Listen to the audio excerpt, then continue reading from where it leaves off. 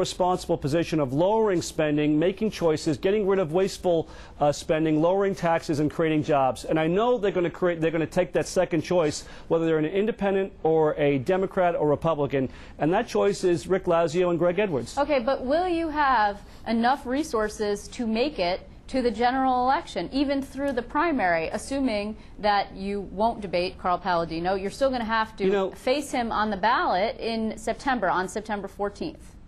You know, Liz, the pundits love to talk about money and polling and all these process things, but the people want to have answers on issues and policies. The reason why people are so cynical is that they feel like politicians say one thing to get elected and do something else when they're in office. And what I've said to people is, I'm standing for the things that I've done my entire life. They can look back to my career and see that I've sat on the committee. I wrote the federal budget that was in balance when I left Washington 10 years ago. We were in surplus. We lowered taxes. We created jobs. We can do the same thing in New York. We just have to have the will to do it. And forget about the noise and the soap opera and the drama and the Jerry Springer show in Albany. People have had enough of that. What they want is some mature, solid, principled and focused leadership to get this job done. And I'm going to do it for them just as Chris Christie is doing it for New Jersey. Okay, let me ask you this about a statement that you made just a few moments ago. The Assembly is controlled by Andrew Cuomo. The Senate is controlled by Andrew Cuomo. That's what you just said. I would say, hazard a guess, that Assembly Speaker Sheldon Silver would probably beg to differ with you. Why is it that you believe that the Assembly and the Senate are controlled by the State Attorney General, who has not, I mean, I agree with you, he is definitely involved in the budget. He has been involved, and I understand there have been reports about that, but he controls the Assembly and the Senate? Listen, he's a leader of the party. He is not just the Attorney General. He's not just a candidate for governor. He's now a leader of the Democratic Party that controls every single thing in Albany. If you want accountability for what's wrong in Albany and who's responsible, you've got to look to Andrew Cuomo. His party controls the Assembly by a lopsided margin, as you know. They drive things through, including reckless spending and budgets that are never in balance, and taxes. I mean, we have over $10 billion in new taxes over the last couple of years. The only way we're going to stop that is if we start holding people accountable. And the leader of the Democratic Party, the person that's got the most influence in the Assembly and the Senate, is, in fact, Andrew Cuomo. Okay. Let me just ask one more. I'm going to take one more stab at it here. Your campaign, you have less than 700 on hand, as we mentioned, but also recently you went through this campaign shakeup. Why did you change tacks there and change people? You changed your campaign manager. You now brought in a guy who used to work for the state party, Matt Walter, instead of Kevin Fullington. Did you do that because you think your campaign's in trouble? Because that's usually why people change streams in the middle, change horses in the middle of the stream. Absolutely not. We're a growing campaign. We're spreading out. We're doing more things. Kevin Fullington is going to continue to be an important person in this campaign, as he always has been. We've got lots of talent, and again, all nonsense, noise, and process.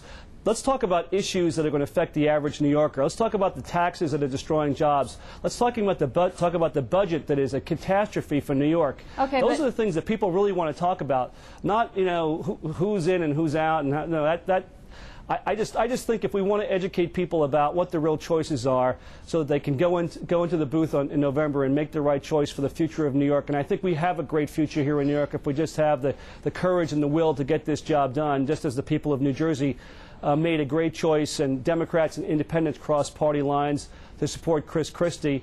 That we will get that done, but we all have to do our job to avoid the noise and talk about the real issues that people care about. Okay, but if that is indeed the case, and you have a message, and it's quite clear what your message is, if you can't get it out to people, that's a problem. Other than free media, which obviously you are going to be able to get if you do interviews like this one and you do interviews and you're quoted in the newspaper, how are you going to afford to get up on the air? When will you get up on the air?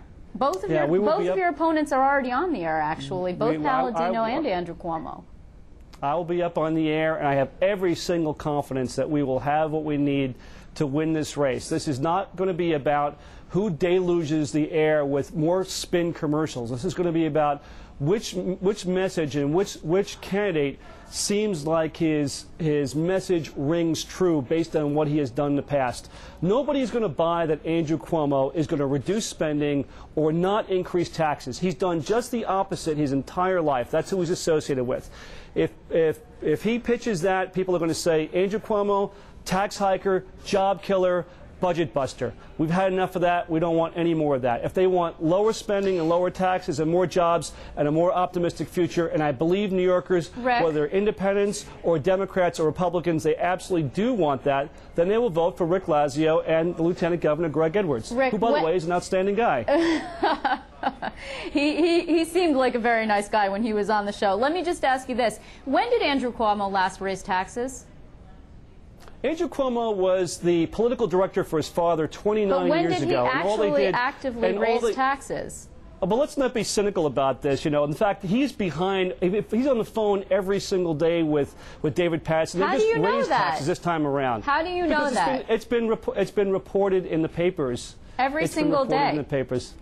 Well, he's on a regular basis. Okay, so let's just say that he is generally in contact with the people that control the government.